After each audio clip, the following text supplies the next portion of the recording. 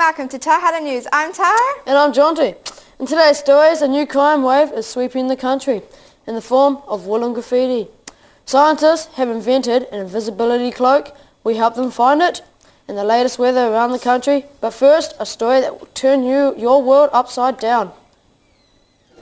If you think the world is getting more and more tipsy-turvy, it turns out you're right. Builders in Germany have built an upside-down house, and before you think they may have read the plans upside down, they did it on purpose.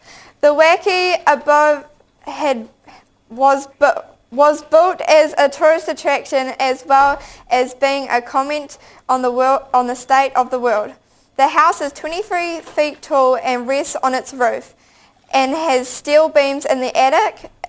Inside the house there are beds screwed to the ceiling, upside-down wardrobes, an upside-down kitchen, and even an upturned bathroom, though it's not known if anyone has tried to take a bath in it or go to the toilet. Normally a house like this would take 3 weeks to build, but this took over 4 months because workers keep getting confused by the strange angles of the walls. Many tourists visiting the house complain of feeling sick and dizzy after the first few minutes inside.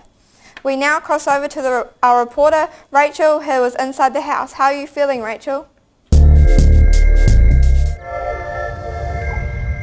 Thanks, Tara. I'm feeling fine. I'm here with the owner of the house, Campbell. So, why did you decide to build a house upside down? Well, one day I was just sitting on my couch and I thought how cool it would be to walk on your roof, so I built an upside down house. Have you heard any comments or anything about your house lately? Yeah, some people say it's unique and that's pretty cool, and some people say it was just stupid, but I don't really like that. So are there anything challenging about living in a house that's upside down? Yeah, one of the hardest things is going to a toilet. That's really hard. Do you think you'll build and sell a range of houses?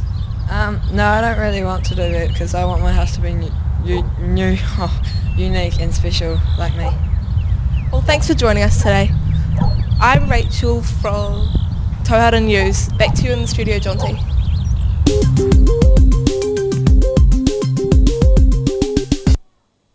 Thanks, Rachel. Even watching that makes me feel like vomiting.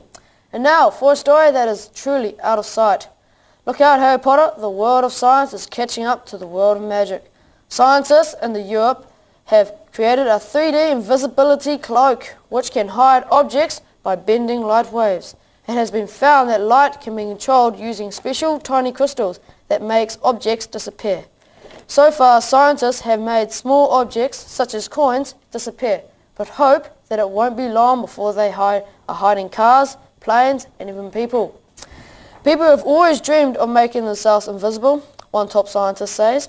The possibilities are endless and we are very excited. However, since inventing the visibility cloak, the scientists are having trouble finding it. As soon as we put it down somewhere, it just disappears, the inventor of the cloak said. It appears they're having trouble finding other things too, like their lunch, which they think may be underneath the cloak. What will this invention actually be used for? Hoping to see through the reasons behind the visibility cloak, here is our on-the-spot reporter, Bianca, with more on the story.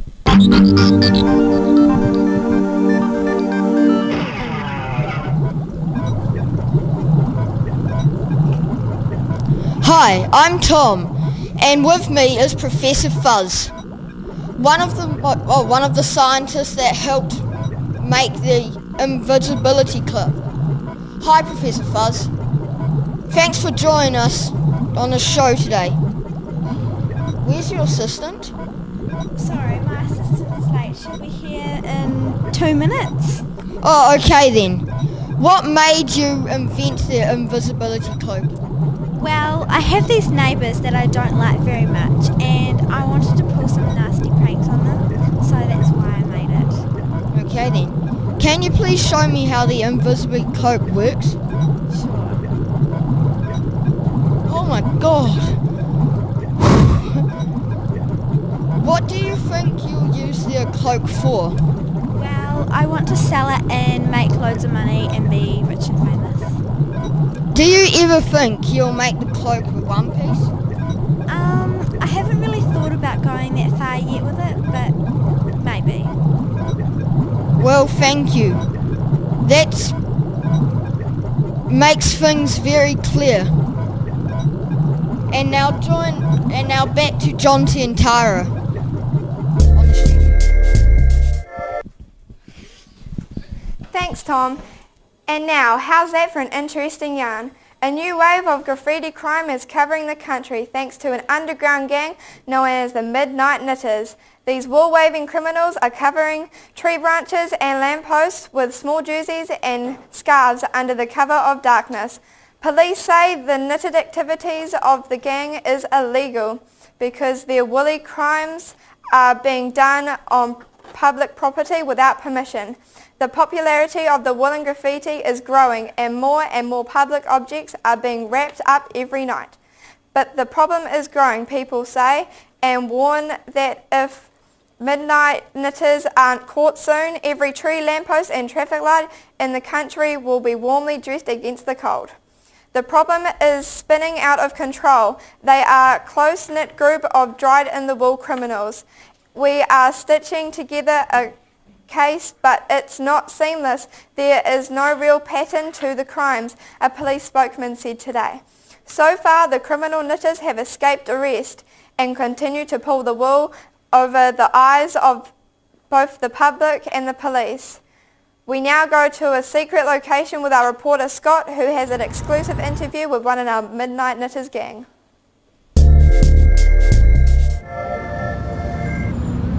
Thanks, Tara. I'm Scott, and joining me in this top secret location is a member of the Midnight Knitters gang. Hello, Amy. What led you to this dark underworld of knitted graffiti? Well, when I was very young, my mother taught me how to knit. But it was only last month me and my homies went out to join the MK gang. Do you see yourself as a criminal in any way whatsoever? No, not at all. There's nothing wrong with adding a little bit of woolen colour to the town. So apart from trees, traffic lights and lampposts, what else would you like to cover in your knitted graffiti? Well, the beehive would look lovely with a cosy on top, and maybe some of those statues would suit a scarf. Okay, so how much of New Zealand have you actually covered in your knitted graffiti? About half, but me and the MK gang are planning on bringing some more warm colour to New Zealand. Okay, thank you for that quick interview, Amy. Now we go over to Daniel and Christy with the latest weather update.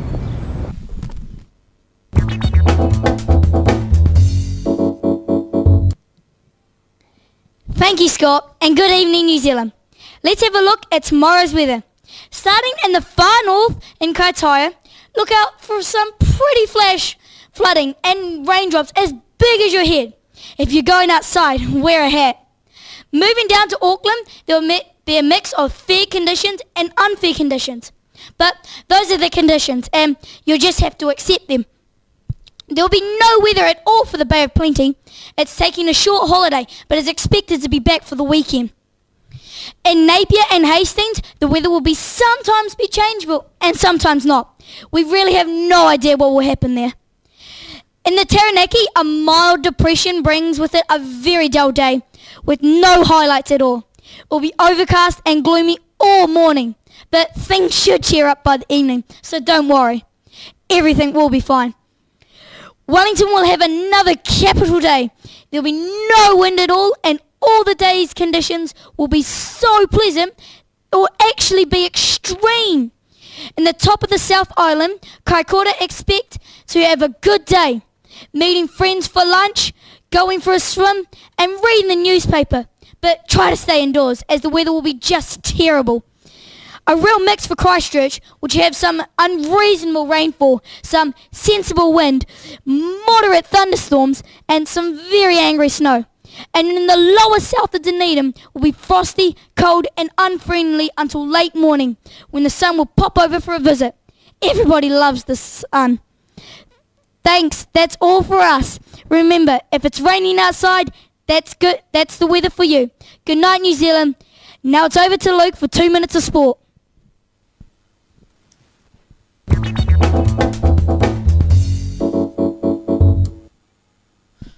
Hi, I'm Luke, and thanks for joining us on 2 Minutes of Sport. I am here today with Claire and Cassidy. Claire, you're a world champion boxer. Yes. So, how'd you start your boxing career? Well, when I was little, I had so much anger inside of me, and it built up over the years, and then one day, it just all came out, punching and kicking, and I just knew that it was my destiny to be a boxer. Well, isn't that a violent story? And here's Cassidy, the first ever woman All Black. Well, Cassidy, how'd they let you into the All Blacks? Isn't it a men's team? Well, I've always had a passion for rugby, and I've been doing it since I was 7 years old. And one day Graham Henry saw me playing, and I caught his eye. He wanted me. I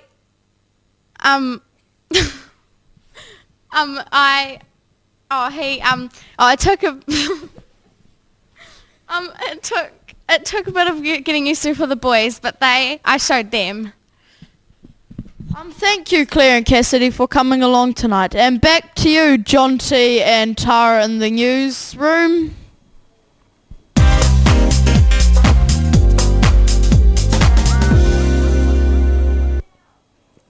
And thank you, Luke. Well, that's all we have time for. We hope you have enjoyed this evening's broadcast.